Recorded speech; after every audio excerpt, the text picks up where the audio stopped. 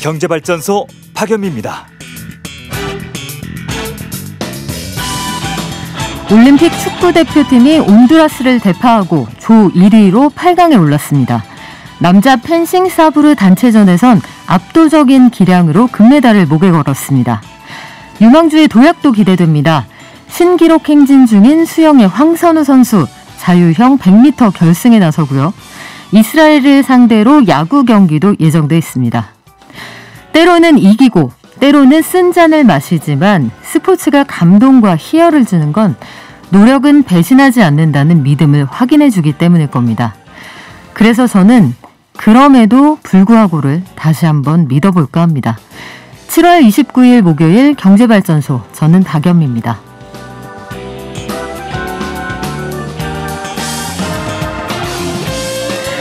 우유 가격이 오른다고 합니다. 원유값이 올라서인데요. 이 농장에서 받아오는 원유 가격이 2.3% 인상된다고 하네요.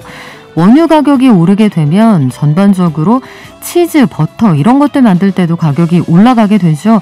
이런 것들에 대한 전망이 어떻게 나와 있는지 한번 정리해 보고요.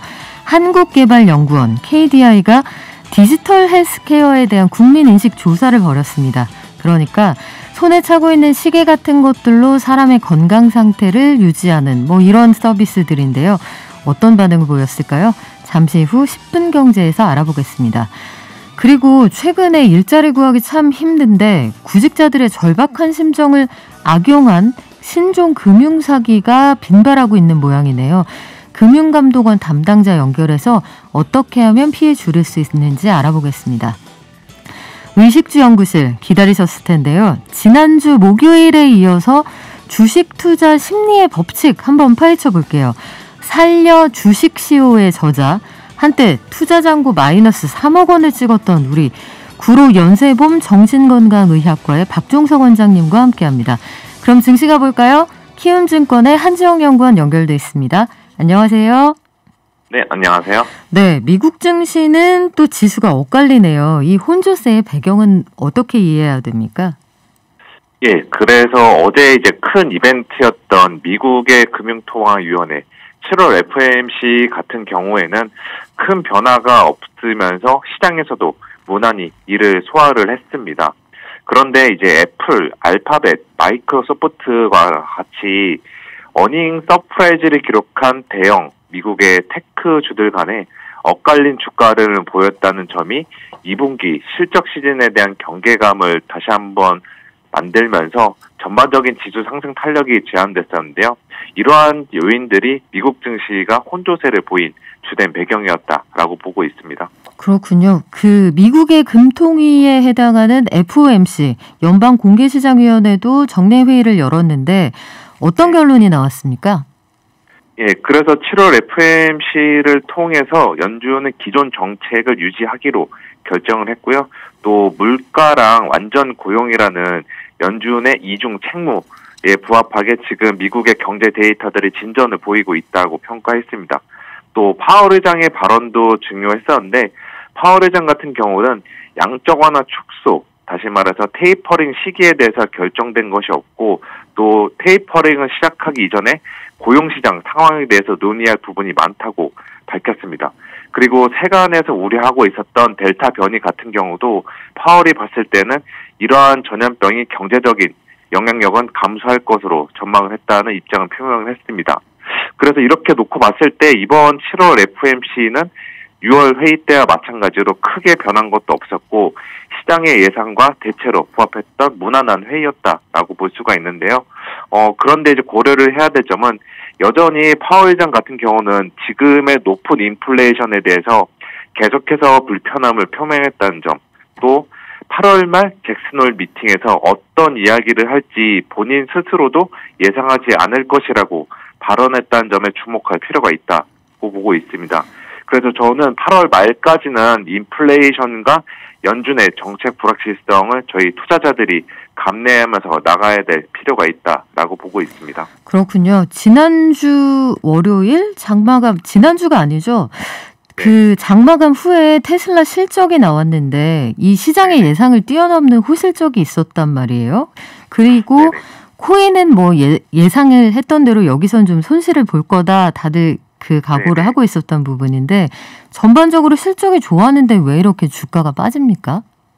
예, 일단 말씀하신 것과 연관해서 크게 두 가지 측면에서 나누어 설명이 가능한데요.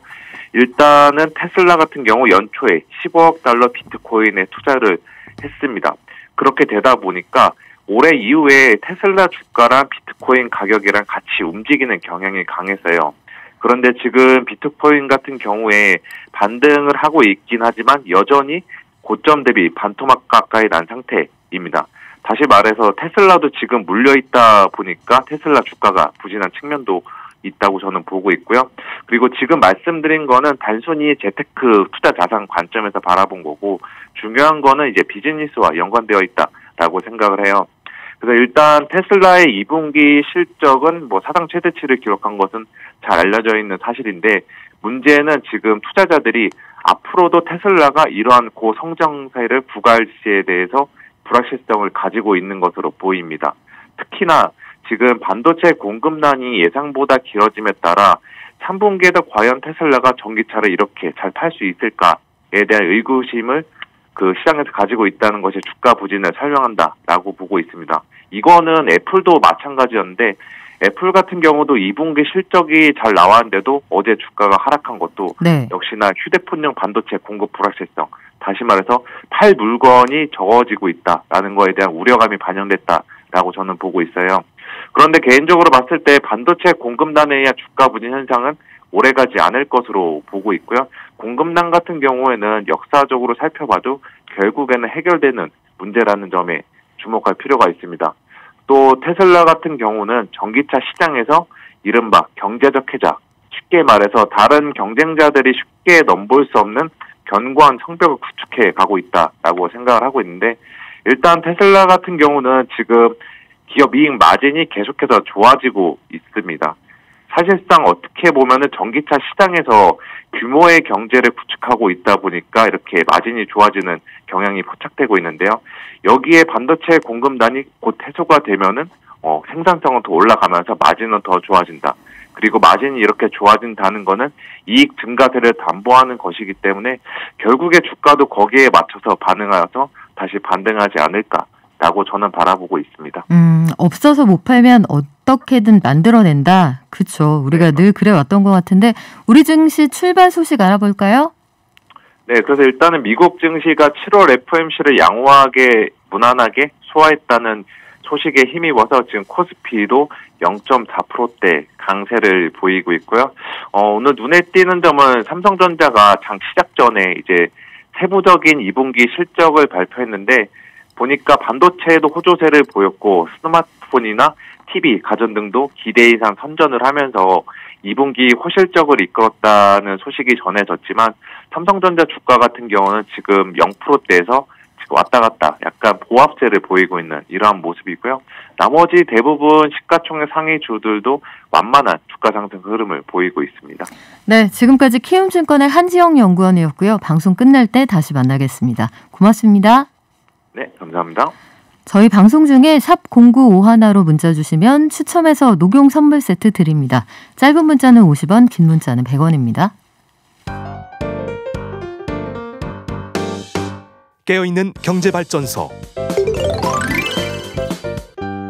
매일 아침 9시 경제를 이해하는 똑똑한 습관. 경제발전소 박연미입니다. 네, 1709님, 연미님 출첵이요. 보내주신 녹용 세트로 이번 여름 잘 보낼게요. 감사합니다 하셨는데 건강하시길 바랍니다. 청취자군요. 청취자들의 건강까지 생각하는 경제발전소. 오늘은 물가가 좀 걱정된다는 뉴스로 시작을 하게 되네요. 매일 아침 쏟아지는 경제 뉴스 10분만 투자하면 충분히 따라잡을 수 있습니다. 10분 경제. 원유와 밀가루 가격이 초읽기 인상에 들어갔다고 하네요. 여기서 원유는 기름 아니고요. 우유요. 근데 원유는 당장 다음 달 1일부터 리터당 21원씩 올라갈 예정이라고 하는데 우유 가지고 만드는 여러 제품 가격이 연쇄적으로 오를 가능성이 있는 상황입니다. 그리고 국책연구원이죠. 한국개발연구원 KDI가 디지털 헬스케어에 대해서 어떻게 생각하세요 하셨는데 국민들 반응도 궁금하네요. 한겨레 신문의 이지혜 기자가 연결돼 있습니다. 안녕하세요. 안녕하세요. 네, 우유 가격이 오를 것 같다. 그래서 에그플레이션이 올지도 모른다라고 얘기를 하는데 에그플레이션이 뭐예요? 에그플레이션은 농업을 뜻하는 에그리컬처하고 인플레이션의 합성어입니다. 그래서 곡물 가격이 상승하면서 모든 물가와 인건비 등등이 연달아서 상승하는 것을 뜻하는데요. 지금 이 얘기가 왜 나오냐면요. 다음 달 1일부터 그 우유의 원재료인 원유 가격이 1리터당 926원에서 947원으로 21원 인상될 예정이기 때문입니다. 이런 경우에 시중에 판매되는 우유는 물론이고요. 치즈, 빵, 아이스크림까지 가격이 줄줄이 오를 수 있다는 우려가 나오고 있습니다. 이게 장바구니 물가에 큰 비중을 차지하는 식료품이잖아요. 그러다 보니 이런 가격들이 도미노 상승을 하게 되면 가게는 물론이고 골목 상권도 좀 초토화될 수 있다는 우려까지 나오고 있습니다. 이게 그 대규모로 우유를 사용하는 업체들 입장은 좀 다르겠지만 딱 그냥 들어서는 원유 가격이 리터당 20원 오르는데 이게 그렇게까지 큰 영향이 있을까 이런 생각하는 분들도 계실 수 있거든요. 실제로 영향을 받아서 식료품 가격이 오를 것 같다 이런 조짐이 보입니까? 일단 우유 제품들 가격에는 직접적인 영향이 있을 것으로 보입니다. 예전에 2018년에도 원유 가격이 그때는 꼴랑 4원이 올랐어요. 그랬는데 서울을 협동조합하고 남양유업이 우유 제품군 가격을 3.6에서 4.5% 인상을 한 적이 있습니다. 이번에는 그때보다 인상 폭도 더 크고 물류비도 그새 올랐고요. 그리고 우유 판매율이 좀 저조해서 실적이 좀 안 좋은 상황이라고 합니다. 그래서 우유 가격이 3년 전보다 이번에 더 많이 오를 수 있다는 전망이 나오고 있습니다. 그리고 빵값도 마찬가지입니다. 그 파리바게트하고 뚜레쥬르도 이미 올 초에 빵값을 한 차례 인상을 한 적이 있기는 한데 이 우유값 인상을 빌미로 해서 또 가격 조정에 나설 수 있다 이런 예측이 나오고 있습니다. 지금 빵 가격이 또 오를 수도 있다 하셨는데 밀가루 가격도 조만간 올라갈 것 같다고요?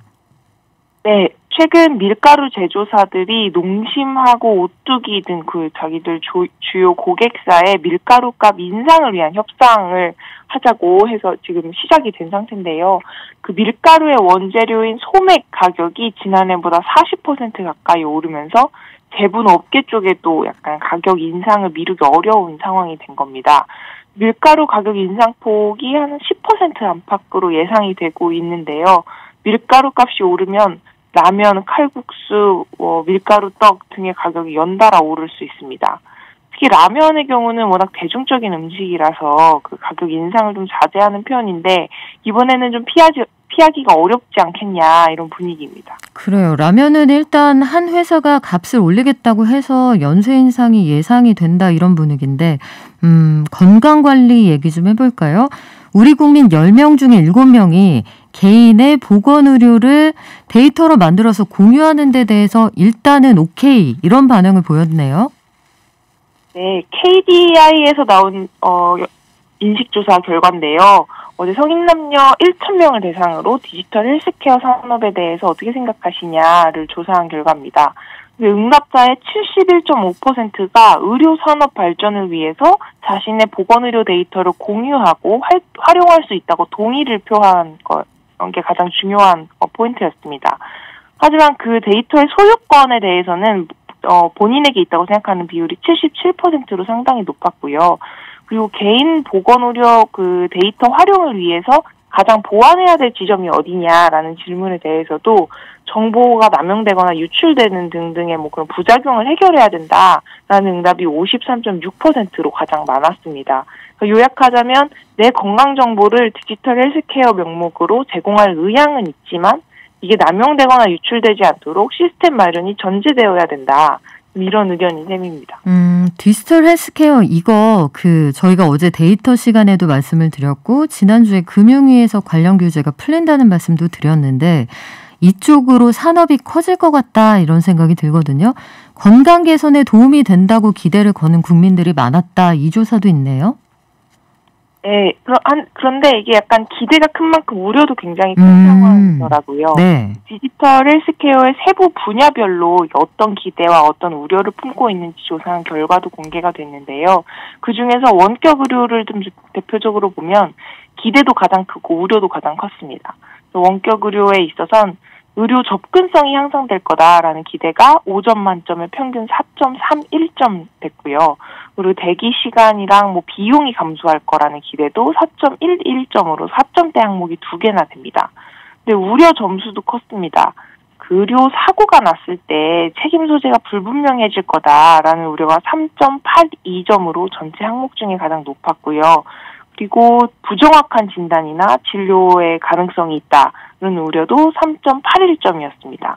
그리고 소비자 직접 의뢰 유전자 검사 분야하고 AI 헬스케어 분야도 기대하고 우려가 공존을 하는 상황인데요.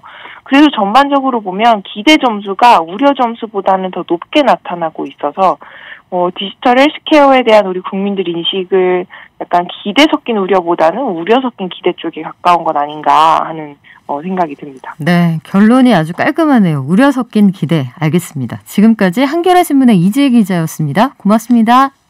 감사합니다.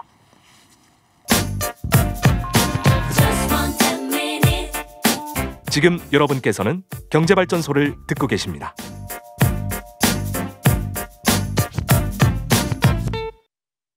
(3716님) 이 엄중한 상황을 개그로 승화시키는 에그도 비싸서 사기 부담스러운데 에그플레이션이라니 에그머니나 어떻게 하면 좋죠?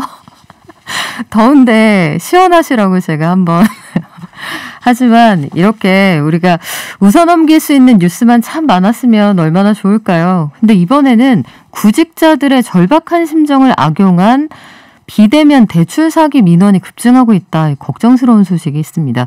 금융감독원이 그래서 소비자 경보를 발령했다고 하는데 에이 요즘 누가 그런 사기 당하겠어 하지만 이게 또 막상 쉽지가 않다고 하네요. 어떤 내용인지 금융감독원 허규만 선임조사역 연결해 알아보겠습니다. 안녕하세요. 예, 안녕하십니까. 금융감독원의 허규만 선임조사역입니다. 네, 요즘에 취업을 미끼로 해서 신종 비대면 대출 사기가 기승을 부린다 했는데 비대면으로 대출 사기를 어떤 수법으로 벌인다는 건가요? 예, 금융감독원은 2030 그 청년 구직자들을 대상으로 한 신종 비대면 대출 사기 관련 민원이 다수 접수되고 있어서 추가 피해를 예방하기 위해 어제 소비자 경보를 발령했습니다. 그래서 이해를 쉽도록 간단히 사례로 내용을 설명해 드리겠습니다. 그 지방에 거주하던 20대 청년이 지난달 유명 그 취업 사이트에 올라온 광고회사 구인 광고를 보고 이력서를 넣어서 합격했다는 통지를 받았습니다. 이후에 인사 담당자라는 사람이 카톡으로 연락을 해와서 네. 코로나19로 10일간 자택에서 온라인으로 신입 직원 연수를 진행한다. 네. 이렇게 얘기를 하면서 매일 아침마다 업무 관련 동영상하고 업무 아이디어 등의 과제를 내줬고요. 그러면서 이제 구직자는 매일 과제를 제출하면 심지어 연수비도 일부 입금을 해줬습니다. 아. 그래서 이런 수법으로 구직자가 진짜 취업을 한 것처럼 이제 착각을 하게 한 후에 네. 입사 지원서의 그 위변조를 확인해야 된다면서 신분증 사진을 요구를 했고요. 또 이제 신용 조회를 해야 한다면서 신용 등급 조회 화면을 캡처해서 카톡으로 이제 보내도록 그 요구를 한 후에 그 구직자에게 이제 보통 이제 회사에서 쓰는 업무용 휴대폰이 있지 않습니까? 네네. 그 구직자에게 업무용 휴대폰을 보낼 테니까 그 구직자 너의 그 개인 명의로 먼저 개통을 해라. 그리고 나서 회사로 보내면 그 회사 보안 앱을 깔아서 다시 보내주겠다고 이렇게 속이면서 네. 휴대폰 요금도 미리 송금을 해줬습니다. 이렇게 이제 먼저 돈을 역으로 회사에서 입금하는 등의 치밀한 수법을 사용하다 보니 구직자는 이제 당연한 절차라고 생각을 해서 휴대폰을 이제 택배로 그 혐의자에게 보내게 됐고요. 이후 이제 구직자 명의로 비대면 대출이 실행된 사례입니다. 아이고, 업무용 휴대폰을 보낼 테니까 신분증 사진하고 신용돈 조회 화면을 보내서 다시 배송을 해라. 이렇게 하면 이분 명의로 휴대폰을 가지고 지금 대출을 받았다는 건데 말씀하신 것처럼 이 비대면 연수가 많이 늘어났단 말이죠. 그러면 예. 이 절박한 심정으로 구직을 하던 분이 취업이 됐다. 얼마나 기뻤겠어요. 그러면 이 상황에서 내가 사기를 당하고 있다 의심하기 어려웠겠네요. 예, 맞습니다.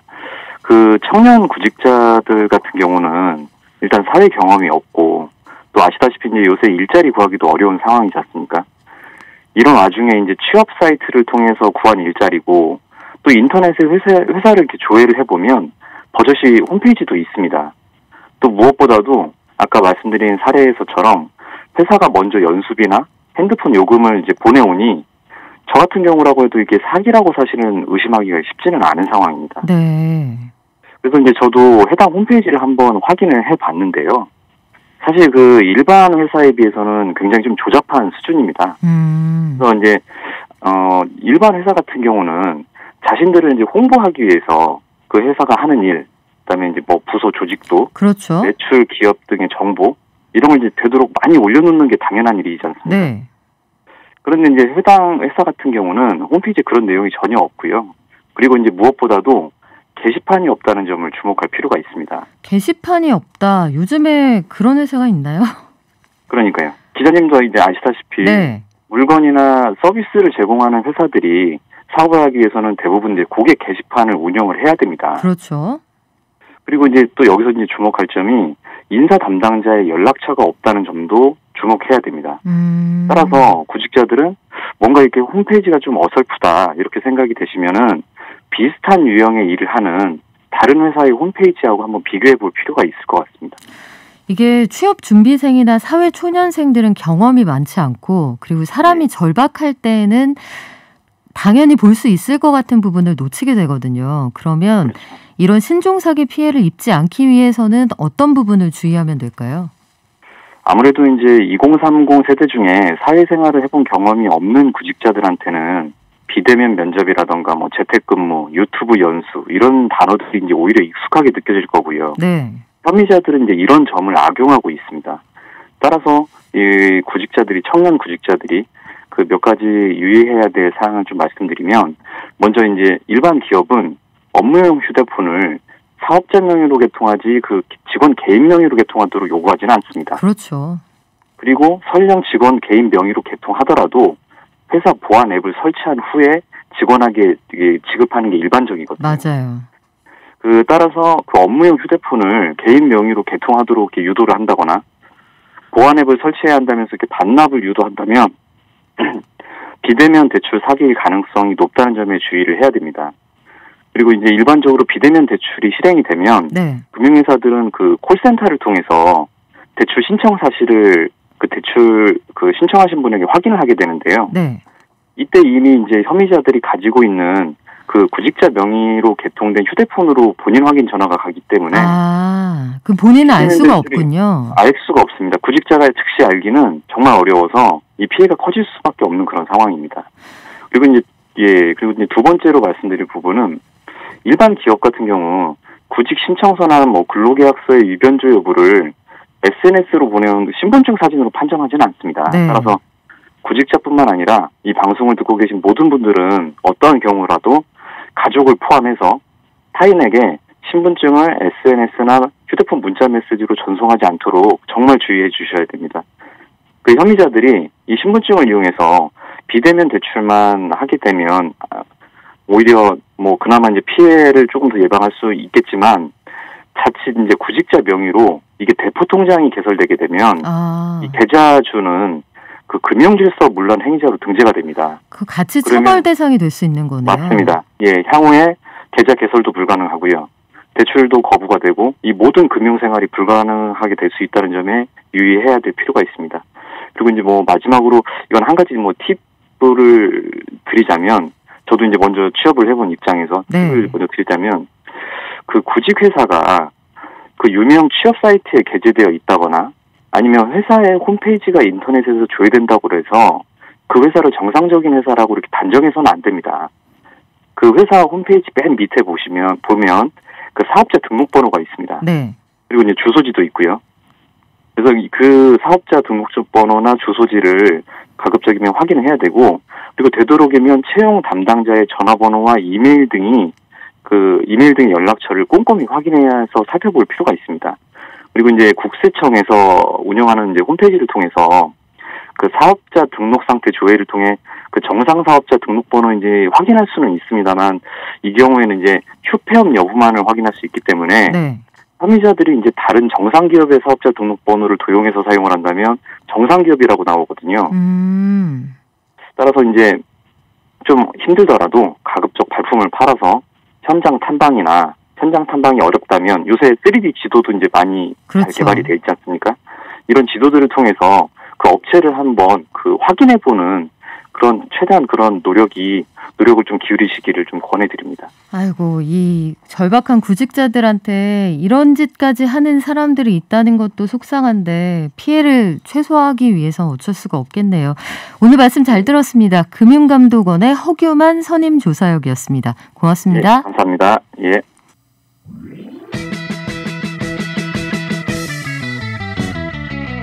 발빠른 경제발전소 경제발전소 박연미입니다에서는 여러분의 소중한 의견을 받고 있습니다.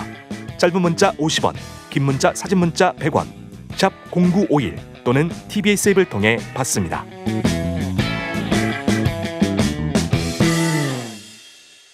네, 출첵하고 가겠습니다. 핑크로봇님 오늘 1등 하셨어요.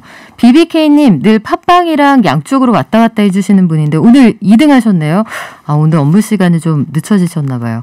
크로드518님 발전 3등이십니다. 대식구, 홍제동 꿀주먹, 베스트 초이스님 그럼에도 불구하고 그래요. 이런 정신으로 우리 한번 이겨보자고요. K꽃님님 늘 오시는 분이죠. 우리 식구시고요. 둘둘구사님 반갑습니다. 1518님 시원한 노래 틀어주세요 하셨는데 어제도 보내신 것 같아요. 이순윤님 노래 들려달라고. 죄송합니다. 저희가 노래 틀어드리는 코너는 없지만 다음 시간에 우리 이은미 선생님한테 제가 토스 해드리겠습니다. 자, 그 사이에 손님 오셨는데요. 지난주에 반응 뜨거웠어요. 우리 정신건강의학과 전문의이신데 본인이 투자 손실을 크게 입었던 분입니다. 구로 연세봄 정신건강의학과의 박종석 원장님 오셨습니다. 안녕하세요. 안녕하세요. 박종석입니다. 네, 우리 박 원장님의 그 아픈 과거를 잠깐만 소환을 하자면 증권계좌 마이너스 어디까지 찍어봤니? 할 때 마이너스 3억 원에서 스스로를 수렁에서 건져 올린 분이에요. 그래서 비슷한 처지의 투자자들 마음을 누구보다 이해를 잘 하실 것 같은데 일단 지난주에 우리 하다가 얘기 다 마무리 못한 게 있단 말이에요. 투자에도 회복 탄력성이라는 게 있다. 회복 탄력성이 그 치유하는 힘? 새살이 돋아나는 힘? 뭐 그런 거랑 비슷한 건가요? 네, 맞습니다. 그 회복 탄력성이라는 개념이 레질리언스라고 하는 개념인데요. 예를 들어서 뭐 우울증에 걸렸을 때 빨리 극복하는 능력. 그러니까 상처를 받았을 때 슬럼프에서 빨리 이걸 빠져나오는 능력이라고 하는데요. 그런 상처에 대한 면역력이라고 생각하시면 이해가 쉬우실 거예요. 근데 투자를 하셨을 때 초보자분들은 한 번 실패나 큰 손실을 봤을 때 이걸 극복하시고 다시 일어서는데 되게 오랜 시간이 걸리거든요. 그래서 이런 회복 탄력성을 기르는 데 집중을 하신다면 그 투자로 인한 어떤 우울감, 불안감에서 빨리 빠져나오실 수가 있는 거죠. 일종의 맷집 같은 건데 물론 매를 안 맞으면 제일 좋습니다. 손실이 없어서 매 맞을 일이 없으면 제일 좋은데 늘 그럴 수가 없잖아요. 그래서 투자를 한다. 나는 투자자가 될 거야 결심을 했는데 혹여 손실을 입을 수도 있다. 이때 마음을 다잡을 수 있는 회복 탄력성은 어떻게 하면 키워지나요? 우선은 누구나 실패를 할 수 있다는 것부터 인정을 해야 됩니다. 그 초보자분들은 워낙에 그 내가 소중한 돈을 투자를 하다 보니까 실패에 대해서 너무 극적으로 감정적으로 받아들여요. 그러니까 투자라는 것은 이게 누구나 어떤 사람이 한다고 해도 뭐 존 리나 워렌 버핏 같은 고수분들이 한다고 해도 구루분들이 한다고 해도 실패라는 거는 예정된 수순이거든요.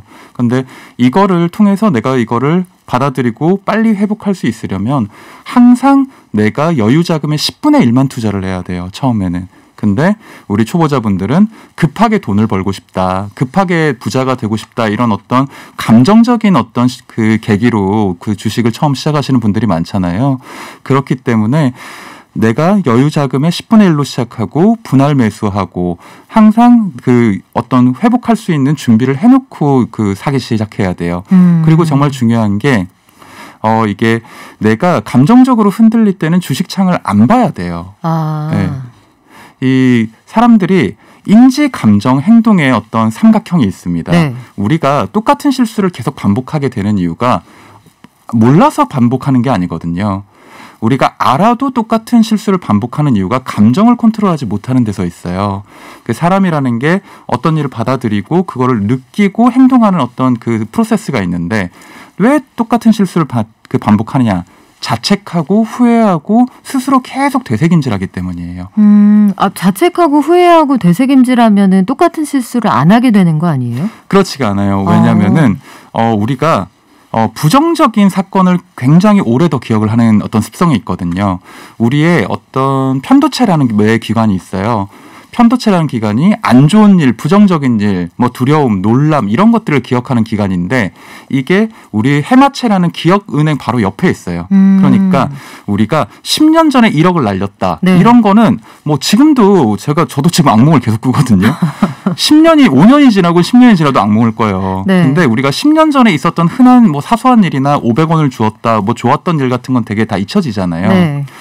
내가 아주 큰 충격이나 부정적인 사건은 몇십 년이 지나도 생생하게 남아있기 때문에 그거를 보상하고 싶다, 그걸 극복하고 싶다라는 마음이 나의 어떤 집중력을 흐트러뜨리고 집착을 하게 하는 거죠. 그러다 보면 같은 실수를 반복하게 합니다. 그래서 이런 어떤 패턴을 빠져나오는 게 굉장히 중요해요. 손실을 회피하고자 하는 편향, 그걸 가지고 사고가 움직인다는 건데 1억 원은 너 잃어버리기엔 너무 큰 돈이고 준 500원은 단가가 그에 비해 너무 적어서 그런 거 아니에요? 그렇죠. 행운의 크기가 작아서. 근데 이게 또 되새김질을 하다 보면 반복적으로 생각을 하다 보면 또 기억에 오류가 생겨요. 인지적인 오류가 생겨요. 그러다 보면 어떤 사실이나 어떤 팩트는 사라지고 감정만 남거든요. 아, 그거 사지 말걸. 그거 투자하지 말걸. 그리고 본인에 대한 부정적인 그 자책만 남게 된단 말이에요. 그러면은 마음이 계속 초조해지고 불안의 호르몬인 노르에피네프린 수치가 되게 높아져요. 뭐가 높아진다고요? 불안 호르몬인 노르에피네프린이라는 네. 수치가 높아져요. 나쁜 건가 봐요. 나쁜 거죠. 네. 이게 물론 보통 상태에서는 이게 긍정적인 역할도 하는데 노르에피네프린 수치가 보통보다 너무 높아지게 되면 집중력, 판단력, 의사결정 능력이 떨어집니다. 이렇게 되면 내가 옛날에 잃은 돈 회복하고 싶어서 그 집착과 그 불안이 두 번째 사고를 불러일으킨다는 거죠. 그때 돈 잃어서 속상해서 이번에 투자하는 걸 또 망칠 수 있다 이런 그렇죠. 얘기네요. 그건 안 되겠는데 그러면 회복 탄력성 얘기 계속하고 있는데 이 마음의 일종의 근육을 만드는 거잖아요. 그렇죠. 그러면 아까 말씀하신 것처럼 여유자금으로 시작하고 인내심, 자제력 말씀하셨는데 투자법은 없어요? 이거 회복 탄력성 좀 기르면서 투자할 수 있는 방법은? 50만 원 투자법이라는 게 있습니다. 50만 원 투자법? 네. 내가 50만 원도 물론 적은 돈은 아니지만 50만 원을 잃는다고 해서 분명히 내가 삶이 크게 흔들리는 돈까지는 아니기 때문에 더 많은 돈을 한꺼번에 넣고 싶어도 딱 50만 원만 투자를 해보는 거죠. 그리고 이 50만 원을 굉장히 다양한 방법으로 투자를 해보는 거예요. 시장가로도 샀다가 시초가로도 샀다가 장외가로도 샀다가 이런 식으로. 그리고 되게 다양한 종목에 투자를 해보고. 그러니까 이걸 통해서 최대한 많은 경험치를 쌓는 거죠. 초보자들은 무조건 이렇게 시작을 해야 됩니다. 왜냐하면은 고수분들이나 이런 분들에 비해서 절대적인 시간과 경험의 양이 부족하기 때문에 제일 중요한 거는 초보자분들이 함부로 부자의 방식을 따라하면 안 된다는 거예요. 네. 사실 초보자분들은 감정적인 어떤 계기로 주식을 시작하게 돼요. 나는 집이 없는데 누구는 집이 올랐더라. 몇 억을 벌었더라. 누구는 비트코인으로 엄청나게 1억, 2억을 네. 벌었더라. 나도 빨리 해가지고 빨리 따라잡아야지. 이런 어떤 감정적인 어떤 포모 증후군이라고 하죠. 이런 자존감이나 열등감을 회복하기 위해서 네. 주식으로 빨리 승부를 보려고 하면은 사실 이미 어떤 그 실패가 예정되어 있는 거죠. 약간 지고 들어가는 거죠. 지고 들어가는 거죠. 그렇기 때문에 나의 이런 어떤 욕망과 도파민, 어떤 불안이 확 이렇게 머릿속에 꽉 차 있을 때는 우리의 주의 집중력과 통합적 사고 능력, 그리고 투자에서 제일 중요한 언제 팔고 언제 살지 이런 타이밍을 잡을 수가 없게 돼요. 의사결정 능력이 떨어져서. 그리고 정작 팔아야 될 때 막 불안하고 아까워서 못 누르고 매수를 엉뚱한 데 하신 분들이 굉장히 많을 겁니다. 그러기 위해서 꼭 이 50만 원 투자법으로 어떤 시뮬레이션, 가상 투자, 모의 투자 이런 걸로 최대한 많은 경험치를 쌓고 그리고 마음의 근육이라는 표현을 하셨는데 실제 근육도 중요해요. 아, 그래요? 네. 운동을 해서 우리 마음의 멘탈을 높이는 게 굉장히 중요한데 네. 이게 실제로 뭐 굉장히 유명한 뭐 사이언스 네이처 같은 버금가는 잡지의 그 저널에 운동을 하면 뇌가 새로워진다. 이런 그 결과가 나왔어요. 몸을 움직이면 진짜 마음이 튼튼해지는 거예요. 네. 그 운동을 하면은 IGF-1이라는 단백질이 있어요. 이 단백질이 BDNF라고 하는 뇌신경 촉진 인자를 만들어요. 그래서 운동을 하루에 10분을 하면 뇌세포가 100개가 생겨요. 이거는 학술적으로 증명이 된 겁니다. 진짜요? 예. 10분에 100개? 네. 그 1시간 하면은 몇 개예요? 이거 괜찮은데요? 1시간 하면 거의 600개에서 800개 생깁니다. 근데 네. 이거를 아무도 운동을 안 하잖아요. 사람들이 되게 젊어지고 싶어하고 똑똑해지고 현명해지고 싶어하는데 네. 정말 간단한 방법이 있어요. 운동하시는 거예요. 하루에 10분씩이라도 운동하면 매일 뇌세포가 100개씩 생기고 이 새로워진 뇌세포에서 새로운 도파민과 에너지, 세로토닌이 나옵니다. 그럼 뇌가 젊어지고 좀 더 현명해지는 거죠. 똑똑해지는 거네요. 그렇죠. 진짜. 그러니까 몸만 건강해지는 게 아니라 저희 어렸을 때 뭐 지금은 거의 없는 브랜드라 말씀드려도 될 것 같은데 아식스라는 말이 있어요. 예, 알죠. 건강한 몸에 건강한 정신. 그게 정말로 통용이 되는 말이군요. 그러면 운동하라는 말씀 해주셨고 우리가 습관을 좀 바꿀 필요도 있을 것 같아요. 지난주에 해주셨던 말씀이 그 화장실 갈 때마다 쉬는 시간마다 제발 휴대폰 들여다보면서 화살표만 들여다보지 마세요 하셨는데 이 습관도 좀 바꿔야겠네요. 이게 저희가 정말 제 초보자 저도 예전 마찬가지였고 이게 스마트폰 쳐다본다고 주가가 오르지 않아요 절대로. 더 불안해질 뿐입니다. 더 불안해지면 뇌 기능이 떨어지고 그러다 보면 실수를 할 가능성만 계속 높아지는 거죠.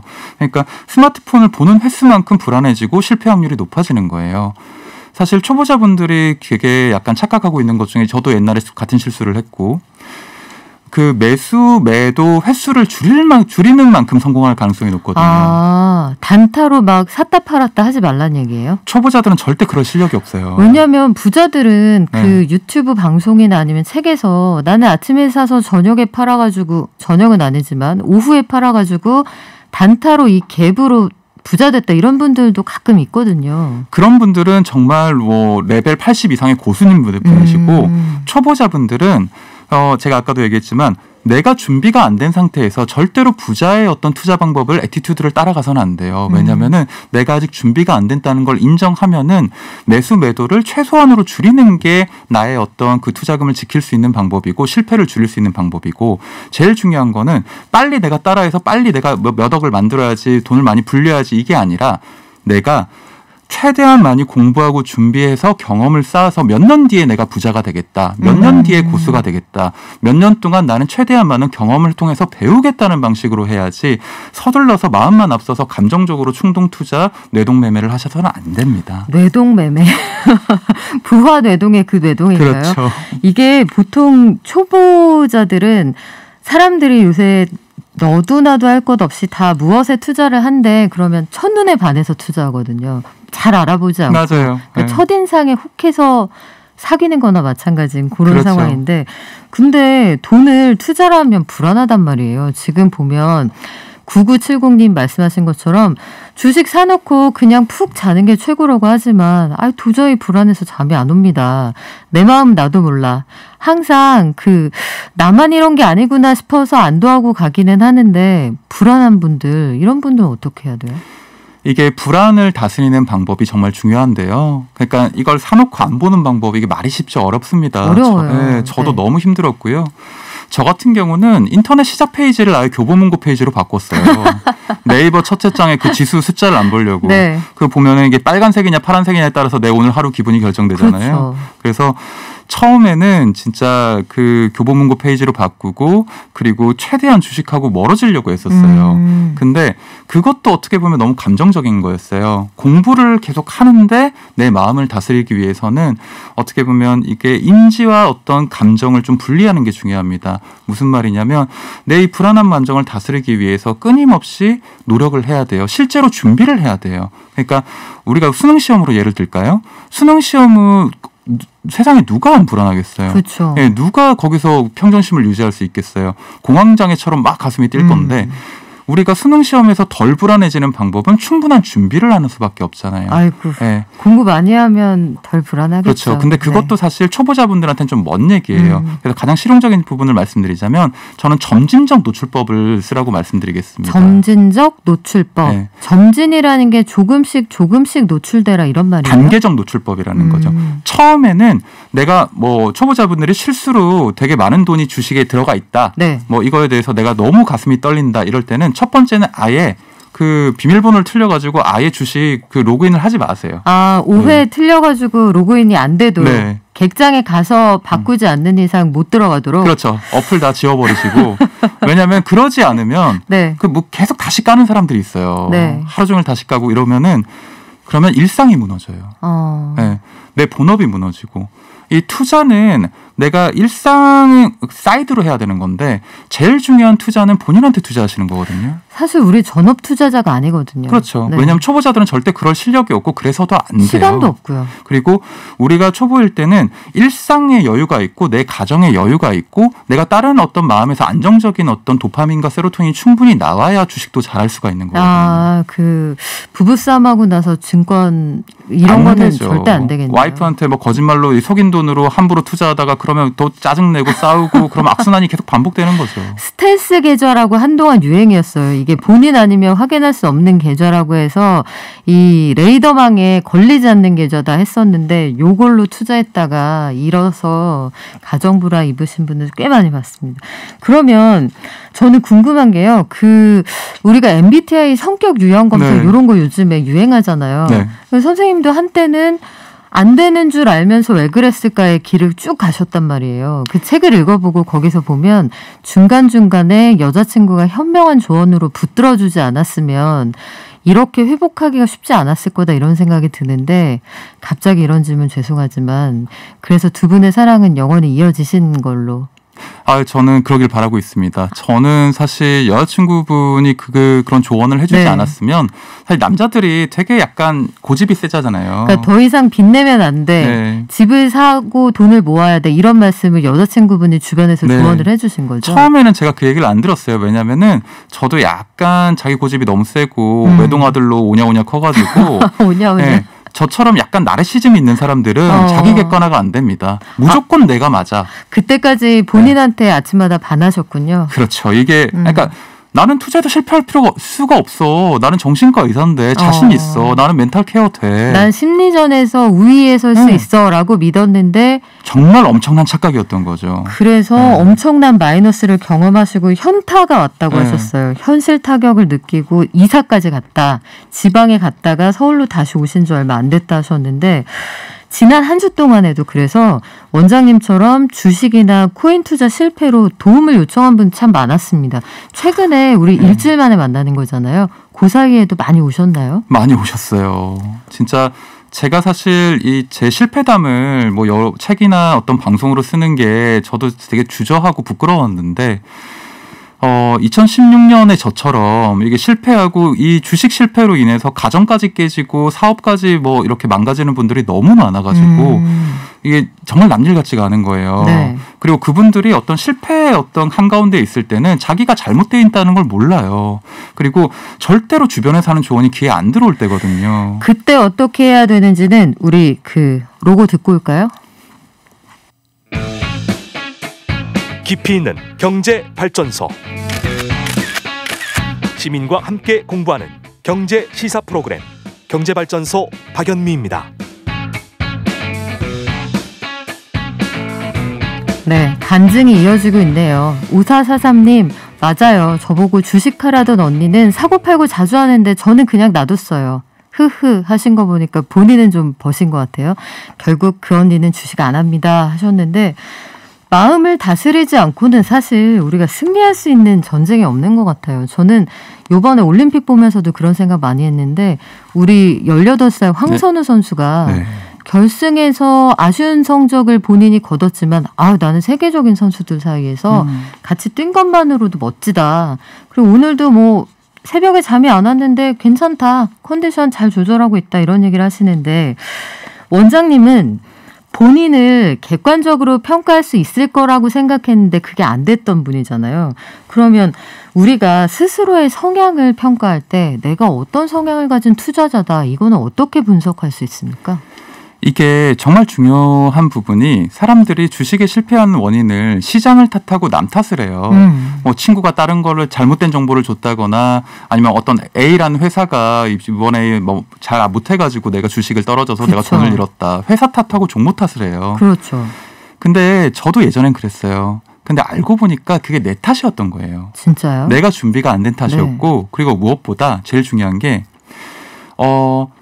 요새 주식을 전부 다 전 국민이 다 하잖아요. 그쵸. 정말 좀 많은 국민이 네. 한다는데 투자 자체는 나쁜 게 아닌데 분명히 투자와 맞지 않는 성향의 사람도 있어요. 어떤 사람들은 안 맞습니까? 너무 도박적으로 하는 사람들, 아. 도파민적 성향이 너무 강한 사람들, 너무 공격적인 투자자. 충동적이고 네. 오래 못 기다리고 우량주를 사서 장기적으로 가야 되는 거를 정말 하루에도 3-4번씩 탈고 그리고 하루 종일 스마트폰 계속 쳐다보고 그리고 몇 %만 이렇게 손실이 나도 그것 때문에 안절부절 못해서 잠을 못 자는 분들. 공격적인 소심이?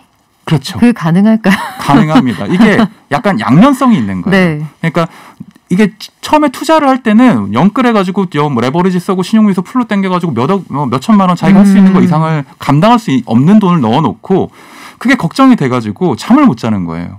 그리고 이런 분들 있잖아요. 금요일 날 토요일에 더 불안하신 분들이 있어요. 증시가 안 열리니까. 네. 월요일 주식이 어떻게 될까 불안해가지고 아이고. 주말에 마음이 더 불편한 분들이 있어요. 그럼 목요일 날 팔고 월요일 날 다시 사는 건 어때요?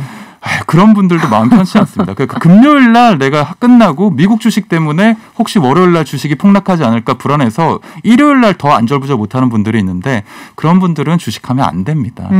이게 보니까 사실 코스톨라니의 그 달걀 모형 있잖아요. 네. 뭐 채권, 주식, 부동산 뭐 이렇게 언제 뭘 사고 이런 4가지 축이 있는데 어떤 사람들은 절대로 주식 투자가 안 맞고 그냥 예적금에 넣는 게 마음 편한 사람도 있고 어떤 사람들은 채권이 맞고 부동산이 맞는 분들도 있어요. 그러니까 주식을 전부 다 해야 될 필요는 없어요. 내 성향을 알고 내가 도파민형 사람이냐 세로토닌형 사람이냐 안정적인 사람이냐 공격적인 사람이냐 뭐 MBTI로 따지면 E형이냐 I형이냐 이런 거를 따져가지고 나는 부동산에 넣어놓는 게 마음이 편하니까 주식은 최소한으로 하자 이런 식으로 자기 진단과 자기 평가 내가 어떤 유형의 사람인지 어떤 투자가 맞는지를 먼저 아는 게 정말 중요하다고 생각합니다. 아, 그렇군요.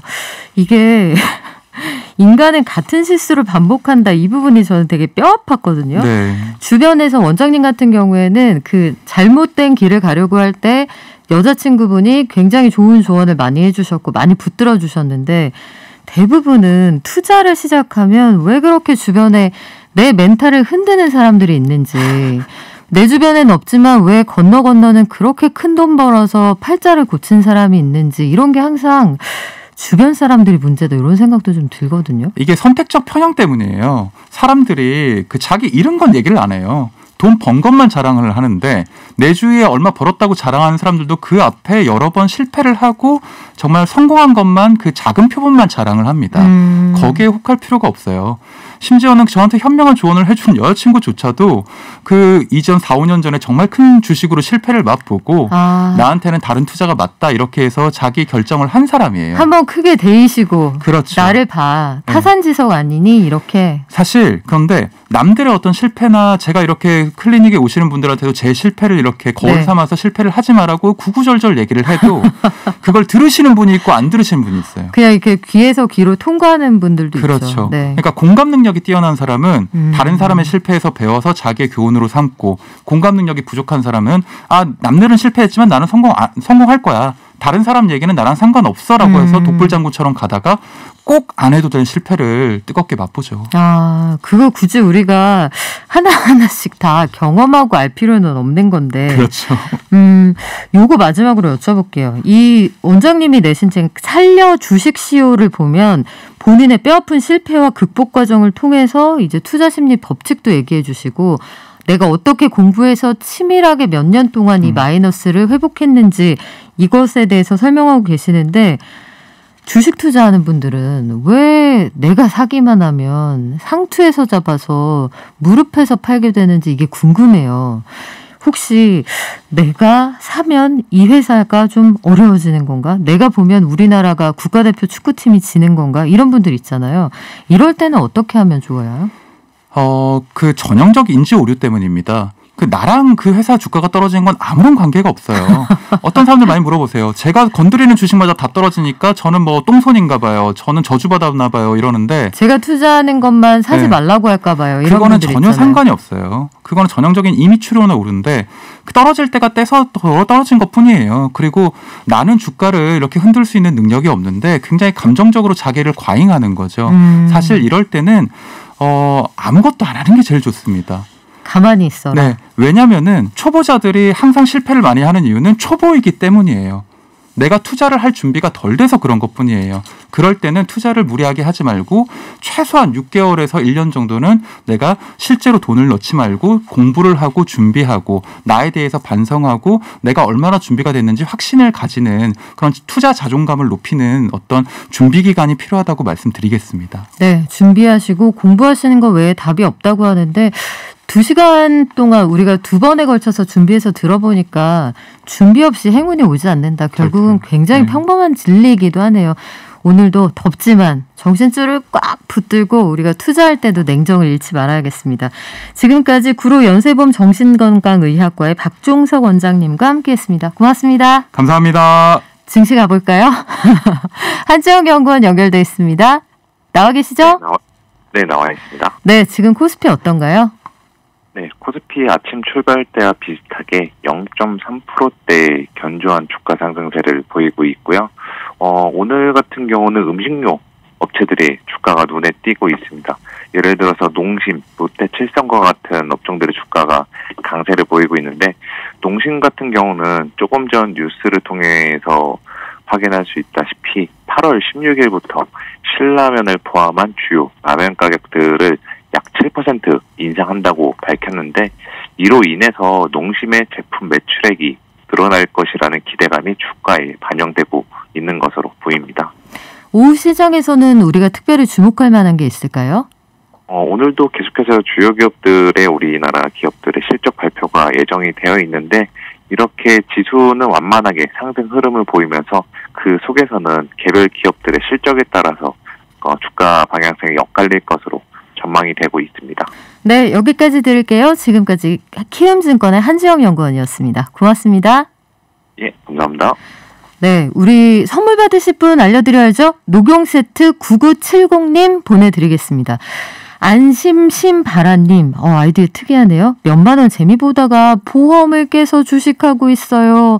어쩌다 일이 됐는지 하셨는데, 아이고, 우리가 그럴 때가 있죠. 가끔. 그런데 회복할 수 있습니다. 오늘 회복 탄력성 얘기 많이 말씀드렸고요. 성공했다는 분들도 계신데 사실은 증시는 늘 말씀드리지만 체급이 다른 선수들, 프로하고 아마추어가 계급장 떼고 붙는 시장이기 때문에 준비를 좀 단단히 하셔야 되겠고요.